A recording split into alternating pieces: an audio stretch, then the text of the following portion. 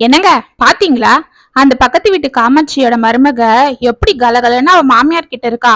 தினமும் ஏதோ புதுசு புதுசா டிவில பார்த்து சாப்பாடு எல்லாம் செஞ்சு கொடுக்கறாளாம். ஆனா எனக்கு தான் இருக்குதே ஒரு மருமக, ஊம கொட்டான் என்று புலம்பிக் கொண்டிருந்த ராசாத்தி அலுத்து போய் தங்கள் வீட்டு திண்ணையில் வந்து அமர்ந்த காமாட்சியை பார்த்தாள். என்ன காமாட்சி, உன் மருமக இன்னைக்கு என்ன புதுசா சமைச்சு கொடுத்தா உனக்கு? ஆமா, என்னத்த செய்யறா? எதையாவது ஏடா கூடமா செஞ்சு கொடுத்து சாப்பிடு சாப்பிடுன்னு என் உயிரை வாங்குறா. வயசான காலத்துல எங்கேயாவது நிம்மதியா விடுறாளா? நான் சாப்பிடலன்னா உங்க அம்மா நான் சமைச்ச சாப்பாட்டை சாப்பிட மாட்டாங்கன்னு என் புள்ள கிட்ட போட்டு கொடுத்துடுவா. அதை கேட்டு அவன் என்கிட்ட சண்டைக்கு வர்றான். உன் மருமகளும் தான் இருக்கா.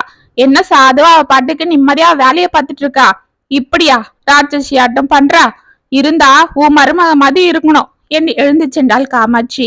ராசாத்தி அமைதியாக தன் கணவனை பார்க்க ஈசி சாரில் இருந்து எழுந்து கொண்ட ராஜன் இக்கரைக்கு அக்கறை பச்சை என்று கூறிவிட்டு சிரித்துக் கொண்டே சென்றார்.